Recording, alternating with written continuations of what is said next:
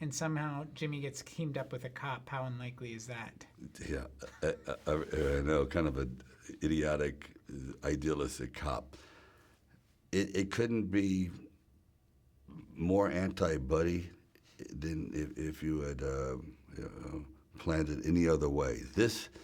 When they brought in this guy, I went, Jimmy would shoot him in the face in 3 seconds if he didn't need him, and this guy would shoot me just out of naivete. So it was a perfect kind of combination. At first I thought, this is never going to work. He's so different than I am. And I go, no, dummy, that's what works. What about the kind of repartee that you and Sung Kang had? There were a lot of very politically incorrect conversations that went down. Was that fun for you?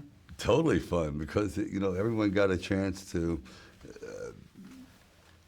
say what they say, sometimes just in jest and comedy, and now it's become politically incorrect. But in films, it's a really good device to show how crude he is, but that's his sense of humor.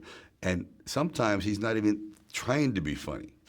He goes, yeah, from all that kung fu stuff, he's just trying to entertain himself, but he lives in that Goomba kind of dark hitman world. He doesn't know he goes, yeah, they're all Orientals. Yeah, no, they're Asians. We moved on. He'd never would think of the word Asian, ever. The next question was just about the axe fight. Was that a fun thing to work out? And it looks like you guys are having fun. That was a tough thing to work out. It's one thing that being a fist fight or fighting with Steve Austin and you get hurt a little bit, but when you add the element of an axe and an extended piece of wood, which is hard enough to knock the hell out of you, things happen because you're moving out. It's 3.5 feet longer than your reach, and the perception is always different. You're out of movement, so you catch it on the forearm, and the blade is made of this very hard, kind of like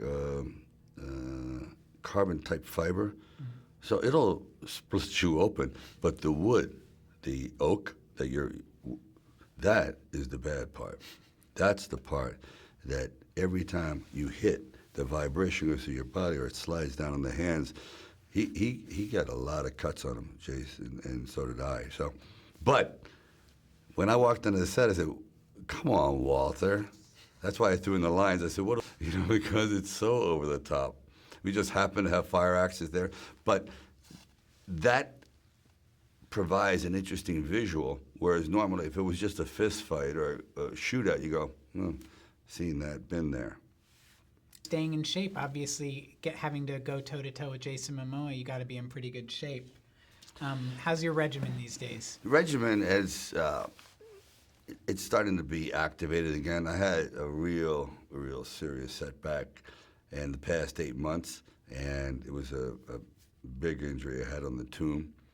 And now I'm just starting to kick in the gear again, which is great. And in this film, I'm starting a film called The Grudge Match for Warner's, and I wanted to drop about 8 pounds lighter. So it's a whole different kind of work, and that's what I'm saying. I enjoy the process, but for certain kind of characters, you have to avoid weights and work with different pieces of equipment to add flexibility or movement. And as I get older, I realize that I don't want to have the bigger muscles. You don't need it anymore. It almost seems ludicrous. You walk around when 70 years old with 18-inch arms. It's like odd. It's odd. But you can be really tight and toned, but not excessively so. Cool, thank you. Last question is just about working in New Orleans. You've been there a lot lately. It's had a resurgence, isn't it? I'm telling you, I might as well buy a house there. I'm in New Orleans as much as I'm here. It's amazing. But New Orleans is providing the ability to make many films that would never have a chance otherwise because of cost. So in a sense, it's a God movie send. Sounds good to me. Yeah, Thank you, sir.